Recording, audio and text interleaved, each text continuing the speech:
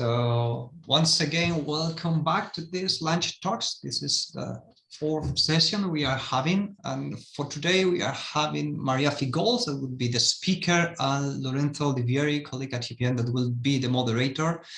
So I hope you all enjoy this meeting this time also, and also you make a lot of questions after the presentation.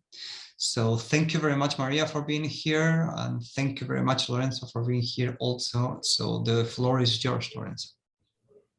Okay, thank you, Alvaro. Good morning. Welcome, everyone. My name is Lorenzo Olivieri. I'm a professor at the Technical University of Madrid. I mainly work on topics related to sustainability in the built environment. It's like energy efficiency in buildings and integration of renewable energies in the inhabited environment. And today we will talk about a topic, a very interesting topic, the air quality in the indoor environment, and on the air quality monitoring as a tool to improve the quality of the environment. And we have the pleasure to have with us a true specialist about this topic, the architect María Figols from the Inbiot company. And María Figols trained in technical architecture, building engineering, and master in building biology at the University of Lleida, has worked for the last 15 years linked to the sector of healthy and sustainable architecture, both in projects and construction management, as well as in environmental consulting and buildings, teaching and dissemination of a sustainable and healthy architecture from the perspective of indoor environmental quality. She is co-founder of the Inbiot company and the head of the health and sustainability of the company. This company is a startup based in Navarre that offers indoor air quality and monitoring and air quality monitoring and improving solutions. So Maria, thank you very much for your time and for being here with us. And you have the floor.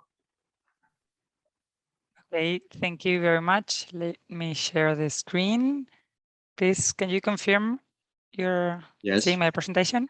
Yes. Okay. Okay, thank you. Okay, nice to meet you all. Yes, as Lorenzo just said, I am the head of health and sustainability in Inbiot. And I hope I'm able to transmit during these next 30 minutes why indoor environmental quality is so important for promoting healthy and sustainable indoor spaces. I might be repeating myself, but well, I guess it never hurts to remember that story that Al Gore told in the film An Inconvenient Truth.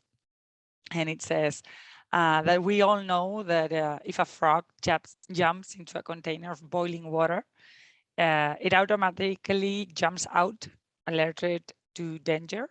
However, if that same frog jumps into a container with warm water and we heat the water, the frog will heat up until someone alerts it to danger or the frog cooks completely.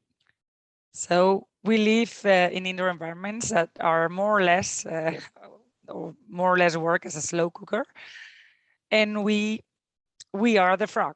So let's just remember we spend 80 to 90% of our time indoors, and that indoor air can be 2 to 5 times more polluted than outdoors.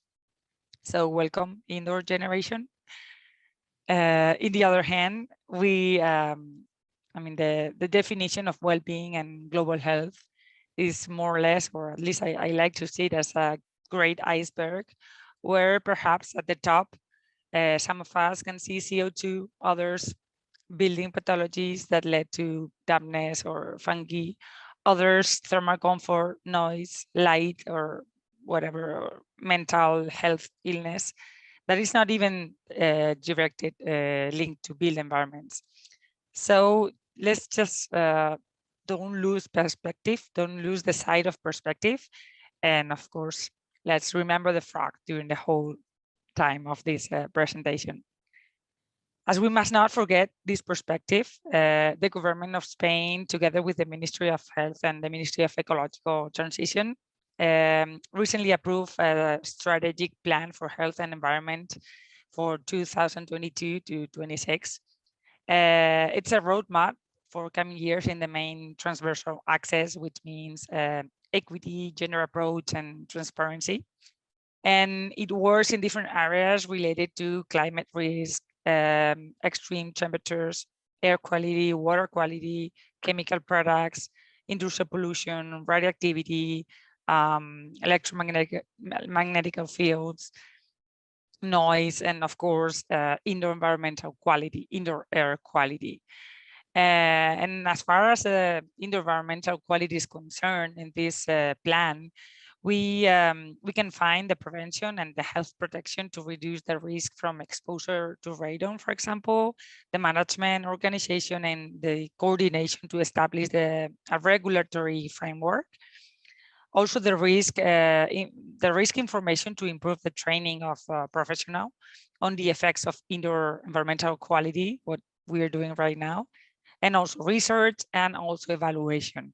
And why do I say that? It's just to have in mind that here in Spain, this plan is going to give us this big picture of what to work in this health and sustainability framework, but it's going to be the same way in different countries, in different states of the European Union. So it's good to have in mind how we are going to understand, or how to understand this relation between health, environment, and architecture. On the other hand, the measurement of indoor air quality has traditionally followed a standardized protocol for its evaluation, and it's through direct measurement, which means using lab techniques that can provide a very accurate way to identify specific gases within an air sample. However, in measurements where the daily variation is quite significant, and that happens in indoor spaces, depending on the way we use the building or the indoor space, the air conditioning and ventilation habits, it is also very significant to evaluate not only the concentration of the pollutant, but only the evolution of the air over time, which means a movie, a film, can provide us more information than just a single picture frame. A film that allows us to implement continuous improvement. We can measure, we can evaluate, we can analyze, so we can improve and continue with this monitoring, so we can have data from the whole process to understand how to work, how to measure, how to improve our buildings. So how can we improve our health indoors? And that's our proposal value. That's how we work and where we work. And we can and we must evaluate what we are interested in measuring in each project, in each building. Because indoor air quality is not just temperature and humidity. I think we all understand that. But for example, in areas where with high levels of outdoor pollution, whether due to industry or traffic, we have to review nitrogen dioxide and particulate matter indoor. And those are pollutants that come from the outside, but we need to evaluate them. In other buildings with high occupancy, or now during pandemic times, we need to evaluate CO2. Or in indoor, like everyday use indoor spaces, residential homes, I mean, any kind of dwelling or offices or educational buildings, we need to evaluate those low values of formaldehyde, volatile organic compounds due to equipment, the equipment we use indoor, furniture, building materials, even cosmetics and cleaning products. All of these products can have significant values in indoor contaminants and chemical compounds. On the other hand, energy efficiency must be not only about energy, but also about the effectiveness of the solutions and effectiveness of the ventilation. So now that we understand now after this pandemic situation, this 2 years of pandemic, we know we have to ventilate, we have to renovate the air indoors. We must understand from a wider perspective that we need to have in mind comfort criteria, thermal comfort, but also the efficiency of the systems, all the HVAC systems, and also real-time indoor air quality monitoring, because understanding what's going on indoors is the way we can control, that we can regulate what is, I mean, the way the building is going to be working.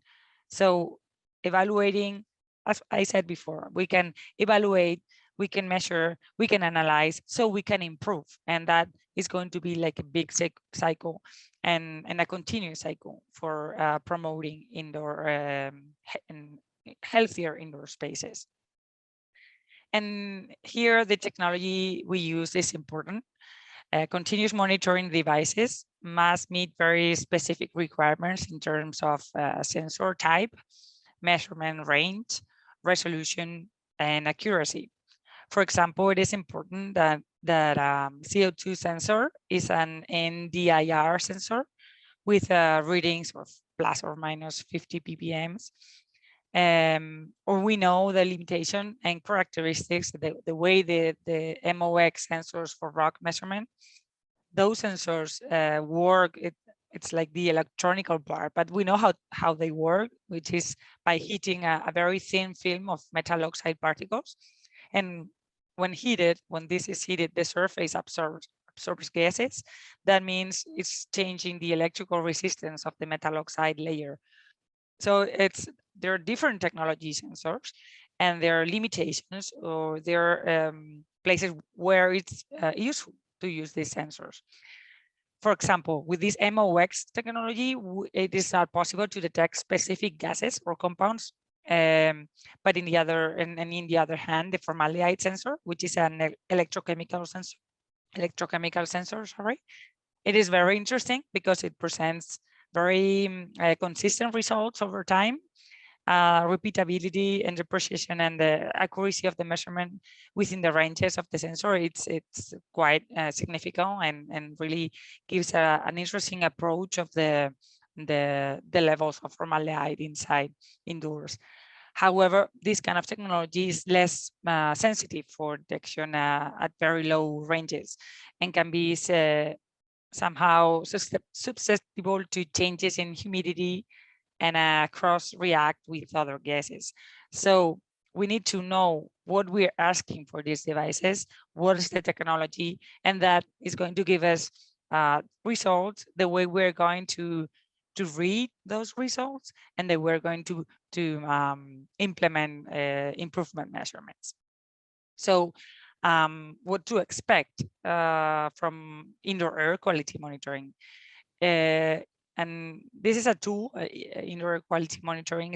It's a key tool for ventilation control of these indoor air quality conditions. This slide I'm showing here shows the results of a study taking place here in Navarre, in the north of Spain, where 700 indoor air quality monitoring devices has been distributed in the different schools and high schools of the community. We've been measuring temperature, relative humidity, CO2, and PM 2.5. That means particulate matter up to 2.5 microns. And those 4 parameters have been continuously monitored since, that means about a year ago. That it started in March 2021.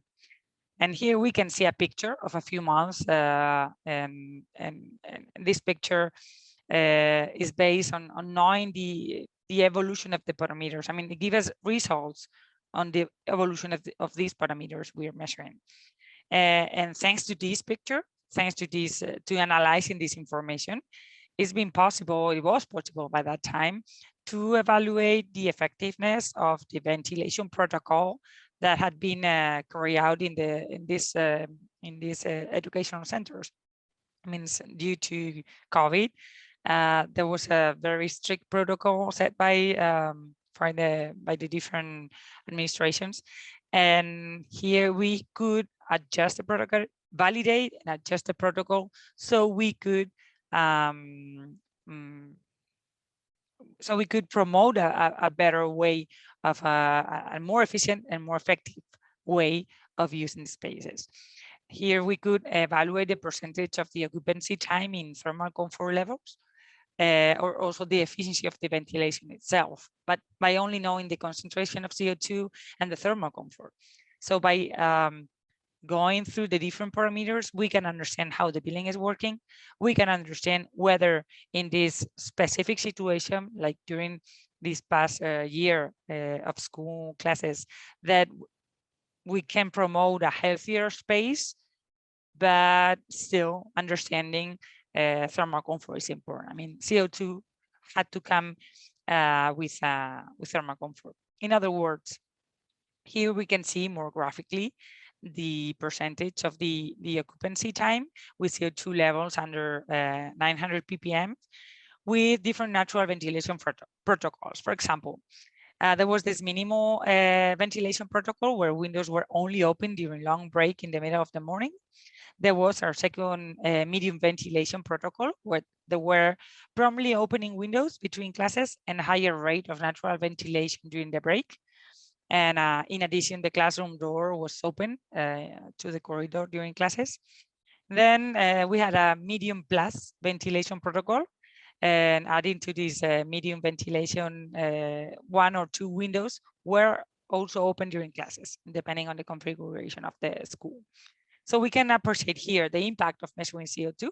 So we can take decisions on whatever we need indoor, mainly what I said, a ventilation protocol that guarantees continuous fresh air without compromising indoor temperature, which is a parameter that also affects us for virus spread and also for health, for our health. But we can also analyze the different comfort ranges of the different parameters that we have been measuring graphically, as we see, but also statistically. I mean, evaluating the P75, the percentage 75, the percentage 25, the medium, the maximum value, the minimum value, or the atypical values, which in the case of chemical contamination might be interesting to assess not only by impact, but also by more a timely manner, because maybe it's only, I cannot read it properly.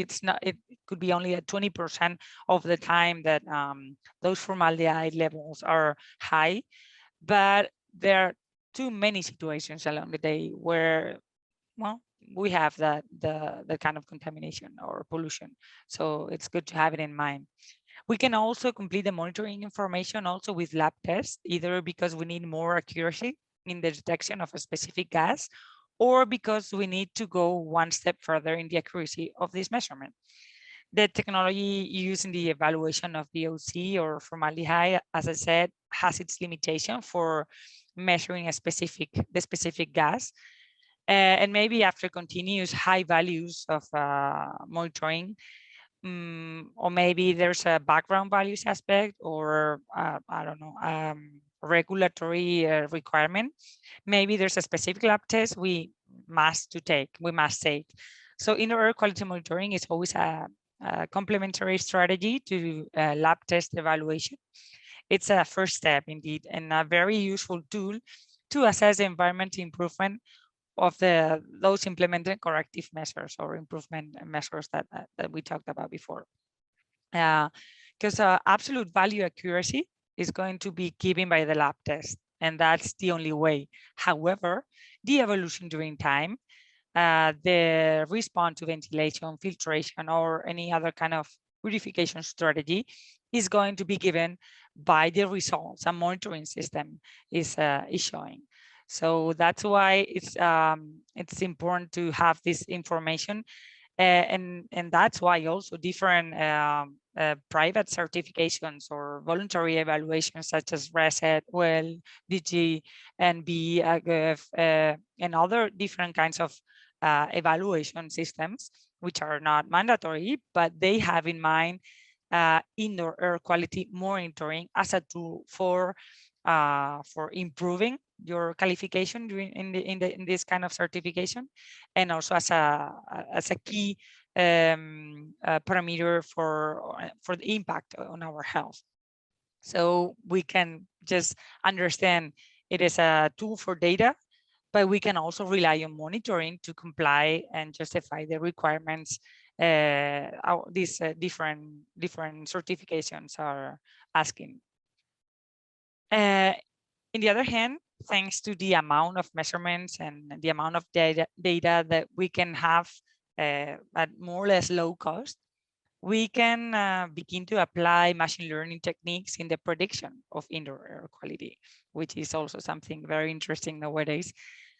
If we are able to anticipate and know the values in advance, we will also be able to regulate CO2 concentrations or other parameter concentrations that may occur inside the space, inside the building, before exceeding those values, those fixed values,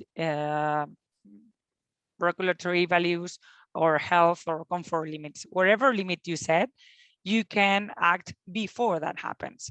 And thanks to the different machine learning techniques. This application, combined with control mechanical ventilation systems, becomes a very suitable solution regulation for the regulation of the ventilation systems. So when just one single data predicted by the algorithm exceeds this certain threshold, it is important. I mean, it's possible to anticipate. So we are working with the regulation system in a more automatically manner. So it's like we can regulate the system in advance, and so it can either start with a higher ventilation rate, or just can just alert the user to manage the ventilation system if it's just an open window system. So with those data, with those predicted data, we can work before before we have those with those levels, those not comfort levels of any kind of parameter we are measuring indoors.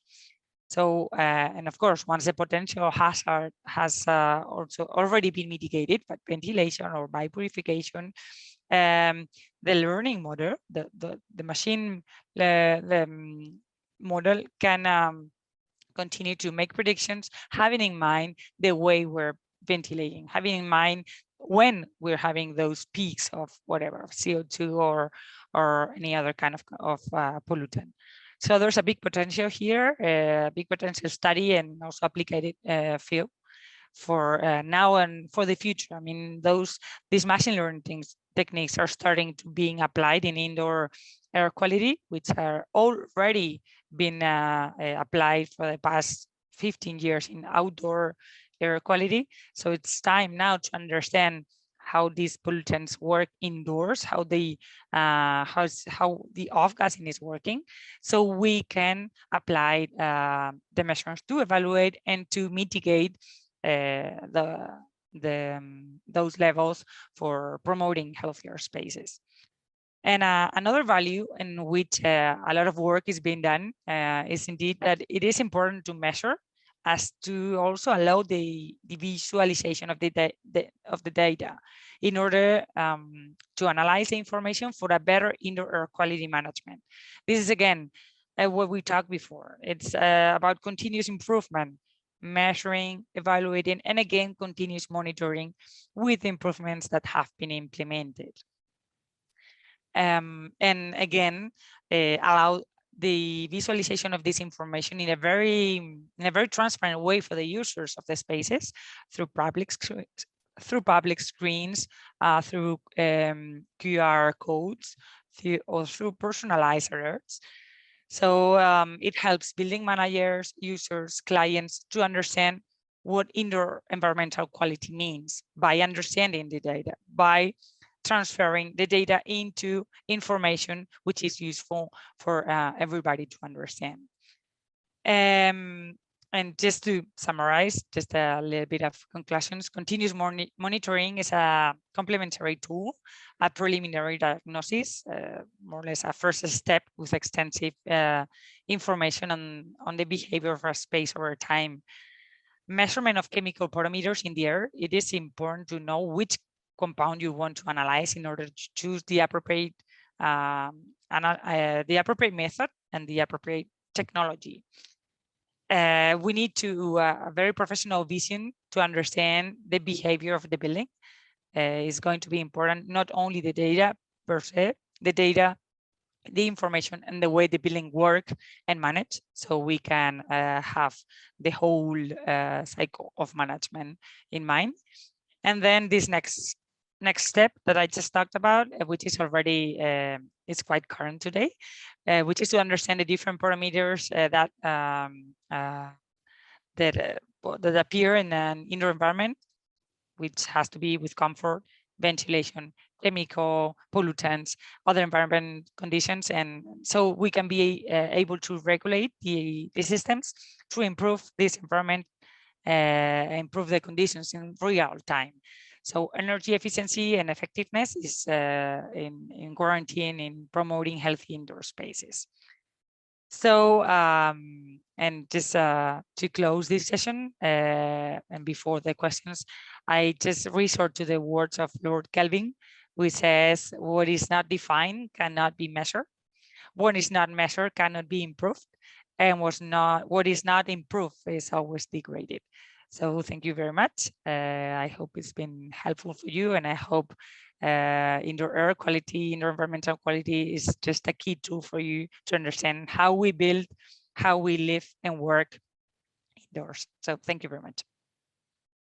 Thank you, Maria. Thank you very much for your nice presentation and very clear presentation about this very interesting topic, and for sharing with us your experience in this field.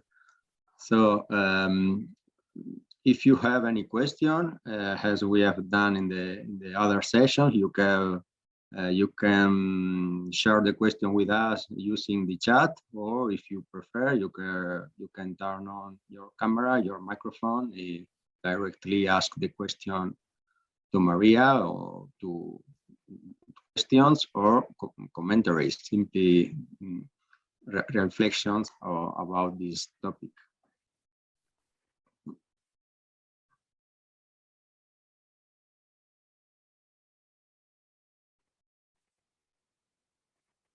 So it seems that there are no questions from the public. I have a question, and I have the feeling that in this new renovation wave that we have in Europe and worldwide about the rehabilitation, the energy rehabilitation buildings, we are very focused on the efficiency of the rehabilitation, on the CO2 reduction from the energy point of view, but maybe we are leaving out a very important parameter for the health of the user of the building. What's your opinion about this idea, this feeling? I mean, we are doing, yeah.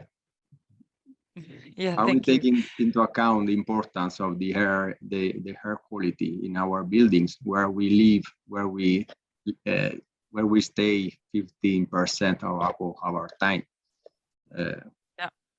What's your opinion? Yeah, that's right. We need to have it in mind. I mean, we just talked about it, and I think it needs to be included in building regulation and public financial programs. Not only that that energy efficiency it's the key for promoting healthier indoors, but only how indoor air quality is going to be affected by this renovation wave that you mentioned. I mean, we need to see the renovation, not only energy, I mean, the whole renovation of a building as a whole, and not only talking about isolation or new windows or I don't know, or tightness. Indoor environmental quality, I think, is the key to understand the building as a whole, in a more holistic way, and therefore control those environmental parameters that I think are the key to promote a healthier building for healthier people. And that means understanding like how the building is working, like the physics of the building, like isolation and tightness, as I said, but also how those building materials that we are using, mainly indoor, I mean, the indoor envelope, which could be paintings and finishing of the buildings, how those materials react to different thermal conditions, and how do those materials off gas. So they're just very, there are a lot of chemical compounds that are coming out from the building materials that we need to understand. So what material we are using is going to be very important to understand for the renovation, not only the energy, how the building is working as an energy balance system, but mainly also because of or how these materials are working, but also the way we build. I mean, not the build, the way we live in those buildings, whether it's a home, I mean, it's a dwelling, or it's an office building, or it's at school. The way we use those schools, it has a lot to do with this, with with the healthier level of the space. So understanding the cosmetics or cleaning products, or what we use indoor, that means the furniture. It's also something that has to be at least understood through the renovation of the building. I mean, the building is the envelope, but it's also the inside of the building. So that's why I think it needs to be a more holistic way of understanding renovation of buildings. Okay, thank you for your explanation. We have a question from the chat. The question is if it's more common to find pollutions in all buildings or blocks made in rapid expansions of cities, for example, in the 60s and 70s, than in newer buildings. What's your experience about this?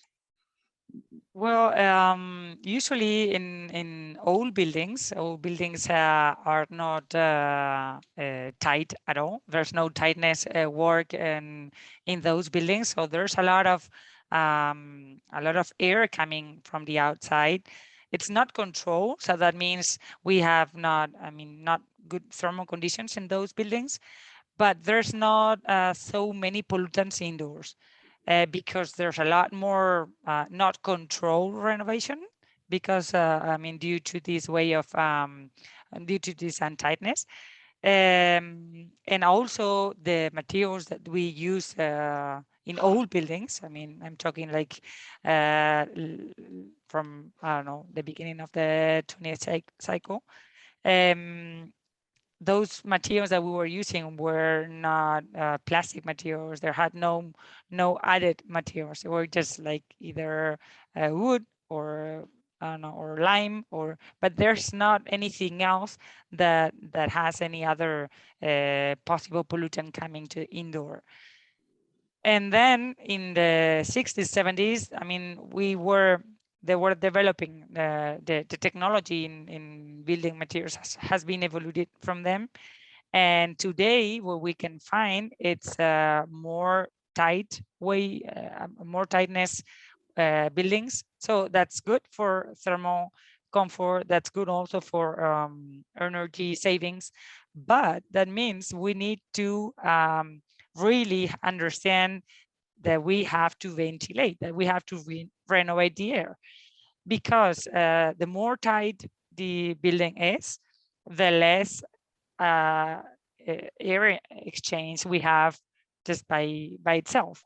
So there were what we had before, a lot of air renovation just coming out from the building envelope, that right now we don't have with the new way of building, with the new way of understanding net zero emission buildings. But right now we use a lot more of chemicals and in paintings, in finishings, in isolations that can come indoor. The soft casting, we can see it indoors. So today there could be a lot more pollutants indoors if we are not working with a good ventilation systems, either natural ventilation, either mechanical ventilation. If we are not renovating the air today, in today's way of building, we could have a lot more pollutants indoors. Okay, thank you. Maybe the good balance between the looking for a good energy performance of the building and the reduction of contamination pollutants inside.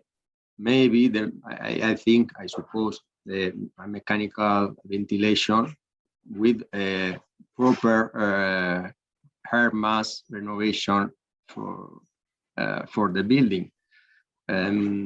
I don't know, but I think that the natural ventilation depends on the user, and the user sometimes is not so sensible to the air quality of the building. So maybe we have to implement this kind of solution to reach both objectives. On one hand, it's as like you mentioned, or at least I see it that way. That happens in I mean residential buildings, that the ventilation, like opening the windows, depends on the user, but also the mechanical ventilation systems that we implement in residential buildings also depend on the user. They usually they have this little what you say, low, medium, or high ventilation rate. So what we need to understand, I think, at least as professionals, but also as I don't know, as people that live in buildings, it's how and when to ventilate. So if it depends on us, natural ventilation can work, but it doesn't work the same way throughout the year. It's not the same opening the window 2 minutes in winter time or here in the north of Spain that opening the window 2 minutes in the summer in the south of Spain. There's the way we open windows is going to be determinant of if the ventilation can work or not. So that's a tricky part of natural ventilation. It works, it's pretty effective, but we need to understand it doesn't work the same way all year round, and it needs us users to understand how it works.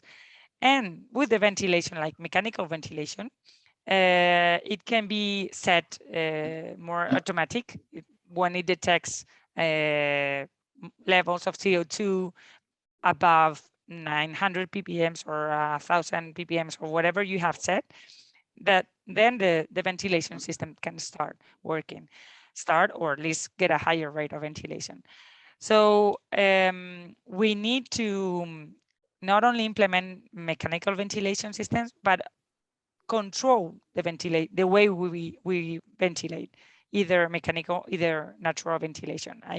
I think mechanical ventilation systems are a very good tool for at least having the minimum ventilation we need.